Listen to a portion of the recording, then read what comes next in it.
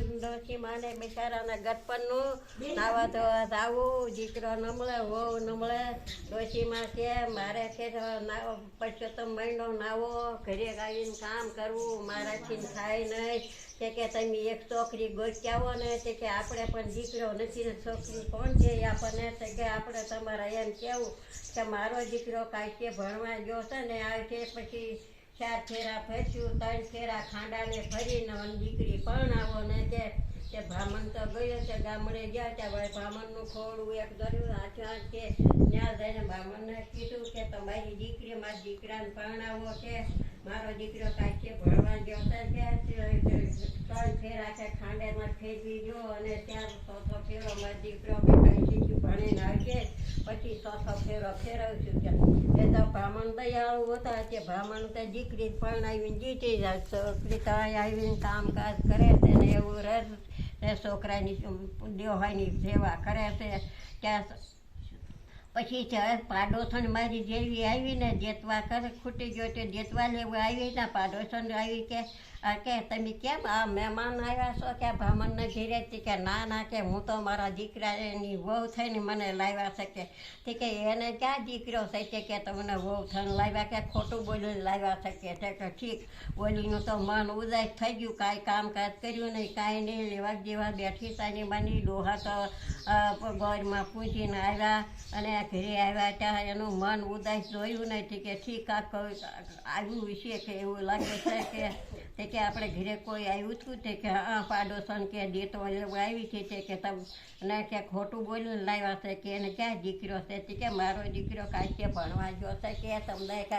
પાડોશી ઝેરવાળા હોય ને તે ઈચ્છાથી કે કીધું હોય કે ઠીક. ઓલી સોડી પછી રાંધ્યું, બીજે દી તો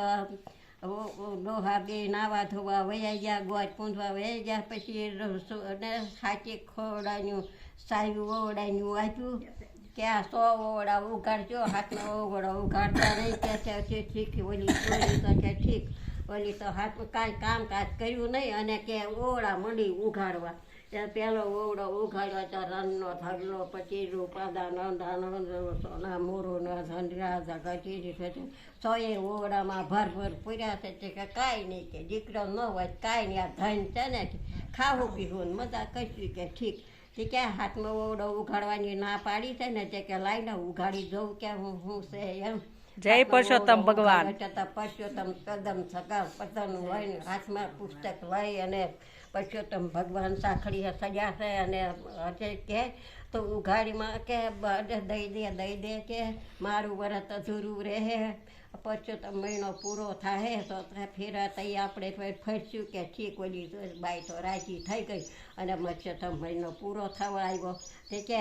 ગામને કે નોતરા જો, માંડવો રોપાવો કે આપણે ઘરે કે અને ગામને નોતરા જો. ડોહા તો મૂંઝાણા કે હવે શું કરવું, કે દીકરો તો નથી અને શું કરવું, કે એ તો માંડવો રોપાયો, નોતરા ગામને નોતરા દીધા ખાવા પીવાના, કે હવે શું કરવું, કે મને વળી હાંસ પડી કે બોલાવો તમારા દીકરાને કે બ્રાહ્મણને ડોશી બિચારા કહેજો હે પરસોત્તમ ભગવાન અમારું સત હોય તો અમારું વટાણે હાજરી પૂછજો. ભગવાન પૂછ્યું તમ તો શક્કર દાદા સરી હાથમાં શત્રુ ભૂલ થયું પે માંડવમાં આવીને ઊભા રહ્યા, 7 ફેરા ફર્યા, ફરે બ્રાહ્મણને તૂટ્યા એવા. જો આ 90 વર્ષના બાએ સત્યનારાયણ પરસોત્તમ ભગવાનની વાર્તા કીધી છે. અમારા વિડીયો ગમે લાઈક કરજો, શેર કરજો અને સબસ્ક્રાઈબ કરજો.